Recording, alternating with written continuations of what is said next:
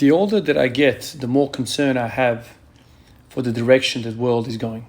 I get reminded by this every single day, and there's so many examples that come to my mind right away. I'm 32 years old. I'm going to be 33 at the end of January. So I'm not an old guy, but I keep thinking to myself, I think about my dad and grandfather, how they viewed the world when they were kind of in their later years. For my grandparents and my father, like I listen to his opinions, and he's seen a lot of life from many different perspectives. And I keep hearing how life used to be better kind of back then. So my dad would say life was different. It was harder, but it was just different. There was more soul about life. So let's just keep it simple. I grew up a car guy. I love cars. I fall in love with cars in the 90s. Okay, so I feel like the cars in the 90s are the best. 90s and the early 2000s. I don't know whether that's a function of me kind of finding myself around that late teenage years, and so in those years you kind of fall in love with certain things, and it just happens to be that those years were kind of early 2000s for me, right? I think the cars back then had more soul. Yeah, sure, now cars are safer, they got more airbags, better crumple zones. But I feel like these cars are just year on, year out, like it's just less and less soul about these cars. For example, the car that you're just seeing on the side here, the Evo 7. The Evo 10 got discontinued, I think, 2013 or something like this, if I'm not mistaken. They don't make Evos anymore. It's Mitsubishi, gone. So they don't make any sports cars anymore. Why? I don't know. Probably doesn't make money. Like fridges and air conditioners make money. I don't know. Mitsubishi is a massive company. So at the end of the day, the accountant, the finance guy makes a decision about whether they should make an Evo 11 or not. And probably the finance guy said, well, look, we make more money, more profit margins selling damn microwaves than these Evo cars. So we stopped it. Regardless of what people want and the cult following that these cars have, screw it. Holden. I was a Holden fan. I grew up a Holden fan. Came to Australia, fell in love with how Holdens look, the V8 engine and whatever. So Holden's kind of been discontinued in Australia. We don't make Holdens anymore. So the whole HSV thing, I don't know. I've completely lost track where this freaking company makes their cars now, but it's completely lost that soul that Holden once had. Same with Ford. The Barra engine. I had an XR6 turbo back in the day, a 2009 FG, I think it was a 2010, I can't remember now. It was an FG model, XR6 turbo, 4-litre inline 6. Man, that car was incredible. So now they've discontinued that. Ford's now being made, I don't know where. So Australia's lost its manufacturing in Australia. So the soul's gone. The soul, the car industry in Australia is basically gone. Mitsubishi, discontinued. There's just one example. Another example is houses. I'm looking at my house right now as I'm talking to you guys, and I've got a 1969 built house, so double brick house, proper solid thing, right? But now we're making houses out of paper. There's Hebel on the outside and there's Djuric inside. So if somebody gets their pedals confused in a car, accidentally hits the accelerator or the brake, they might end up driving through your entire house, straight through the front door, and continue driving straight through every single bedroom and end up in the back fence. These houses are basically visual blockers. These walls are just visual blockers with a bit of sound deadening, so people don't hear you having sex as they're walking past on the on the footpath at the front. That's all they're doing. It's not a wall. Like when I think of a wall, I think to myself, if I lean against this wall, I'm not going to fall through. It's a solid structure. If we go back to say how houses were built in the 10th century, they made them out of freaking stone, right? Some of these castles are still standing around. So as we're progressing, the money is becoming more and more of a concern, this whole turnover, and we're just mass producing everything that not to last, right? This house that I'm living in, it's an old house, and it's got very minimal cracks in it, like it's standing the test of time. And I wouldn't be surprised if this house continues to stand for another 100 years. But these houses down the road that are being built from Djuric and from Hebel, man, I reckon in 10, 15 years' time, they're going to have to knock that thing down and go again. How do you make a house out of paper, man? It's freaking paper. So, in this instance as well, houses are losing their soul. They're not houses anymore. They're not that sanctuary that they used to be. The quality is decreasing there as well. The cars are decreasing in quality. You know, they're selling these freaking cars now for $100,000. What the hell? What is that? Why are they so expensive? When the cars back then felt like there was more soul about them. Now it's all computerized. Oh, you hit this button and you do a 9-second quarter mile. The driver you could be sitting there. The freaking car will drive for you. So I don't know whether that's a function of me being stuck back in the day, how things used to be, but I see trends everywhere. Things are just deteriorating. Now, with this social media thing, in this thing that we call the fitness community, weightlifting community, what do we see? No longer is it about working hard, enjoying the process, living under the bar, learning about the thing, camaraderie.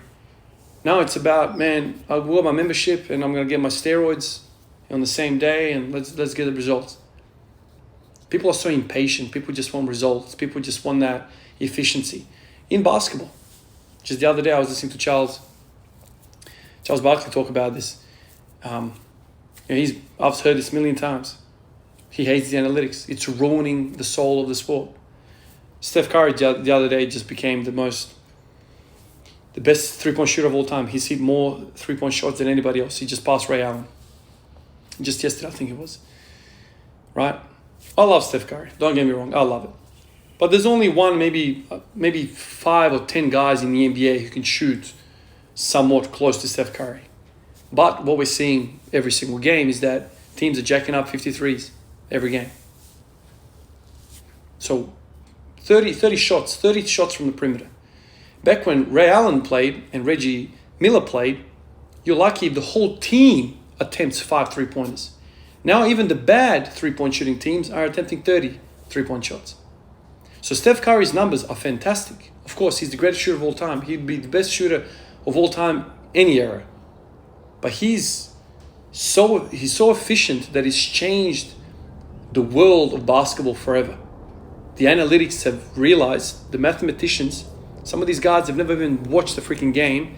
They're just wizards of numbers. They've basically worked out that it's far more efficient to throw the ball a little further away with a chance of going up 3 points rather than going in a little bit in, shooting that mid-range jumper for 2 points.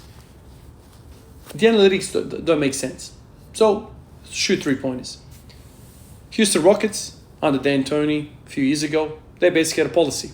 Either it's a layup or a dunk, or it's a 3-point shot. Between the 3-point line and the ring, no other shots. Now, I grew up watching basketball the right way. Now, a lot of you guys who are 16 years old and maybe never saw how basketball used to get played, you're probably going to be like, Mayvine, you're just an old guy. But I have a feeling that even you guys might appreciate how the game used to be a bit better. I don't know about you guys, but I'm sick and tired of watching guys launch shots from the 3-point line. Positionless basketball. It's just something about it that just rubs me up the wrong way. I still watch basketball. It's still my favorite sport, but it's lost its way. Kind of like houses lost their way. Kind of like cars have lost their way.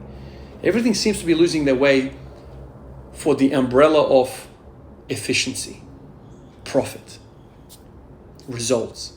Just jump on a 12-week steroid cycle and just shave 7 years of time, get the results. You can get Ivan's results in, say, a year's time if you just blast some good stuff and do a 5x5. So how does that make me feel when somebody comes up to me and they're like, yeah, Ivan, I got your results in 6 months' time. I just took some Psalms. This whole new thing about Psalms. Everyone's doing something, right? Where's the soul, man? Where is the grit? Where is the determination, the discipline, the patience? Aren't those virtues important? I feel like we're all missing something The whole world is missing something. Yes, you're going to beat the guy shooting 50 million three-point shots. But is that basketball? Is that morphing into something that's just different? Are you going to lose spectators? This year is the first year that I've actually seen a positive change in the NBA with these foul rules being changed. So now defensive players have the cylinder. So if somebody jumps into a defensive player who is stationary or jumping straight up, it's not a foul on them. But a few years ago, James Harden, another very good basketball player, MVP, previous MVP, he used to basically drive under the ring, get his offhand, and like get it tangled with your arm on purpose, and he would draw a foul. For years on end, I'm watching this guy do this. And I'm like, is everyone blind here? Is the whole league blind of what's happening here? So it started chipping it away at the soul of the game. It was unfair. It's like, where did the 90s go, man? You know, bad boy Pistons. Michael Jordan, man.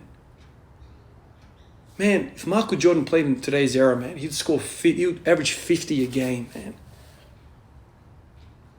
But these people who run these big companies, who run the organizations like NBA, they realize nobody wants to see, that's what they think, nobody wants to see a 70-65 scoreline at the end of the game. It's far more exciting to see a 150 to 130 scoreline. Heaps of fouls. Further disadvantage the defense, so there's more points on the board. They're selling you houses, right? They put the facade on the front. You have no idea if it's brick or not. People that have no idea about building, they just, oh, look, it's a house, it's a wall, that's it. Just buy it. It's got a nice kitchen, nice bathroom. They just go straight in. Now they're selling cars. They're like, oh, it's got Wi-Fi, it's got Bluetooth, it's got 16 speakers. Just buy it. No one's asking about the engine. No one's asking about anything. It's like the soul of everything is being lost. I don't know. That's how I think about it. Wherever I turn, I'm like, man, things are not going the way they should be.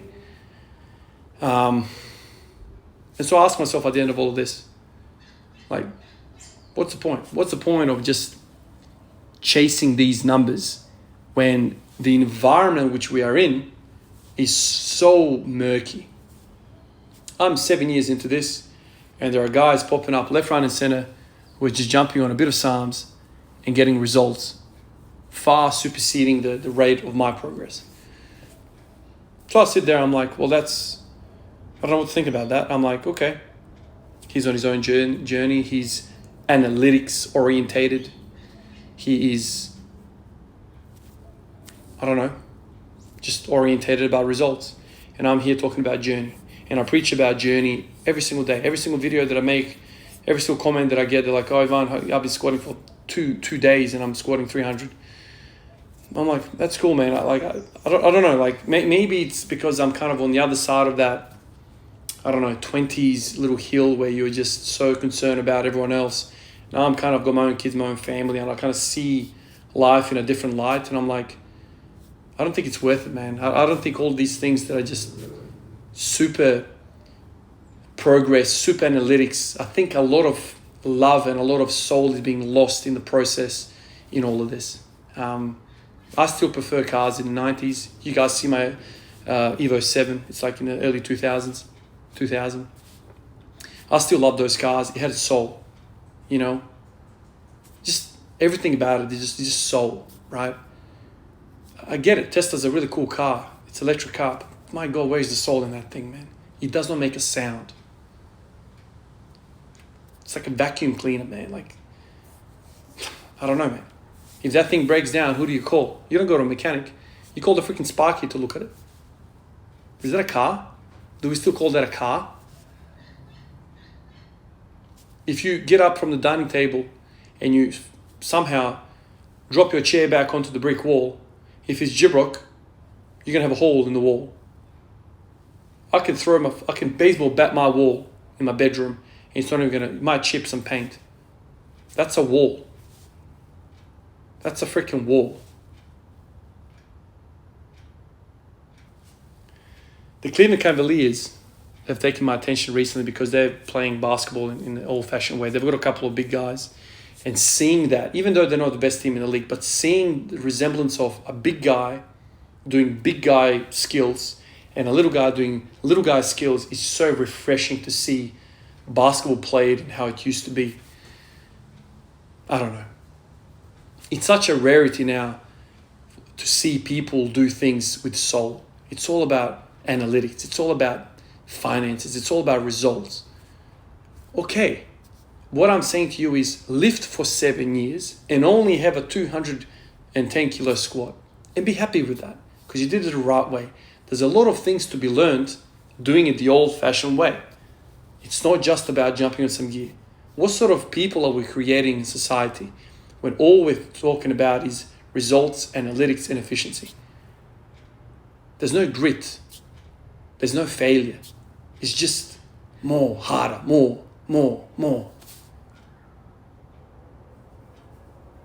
Catch you guys in the next one. Peace out.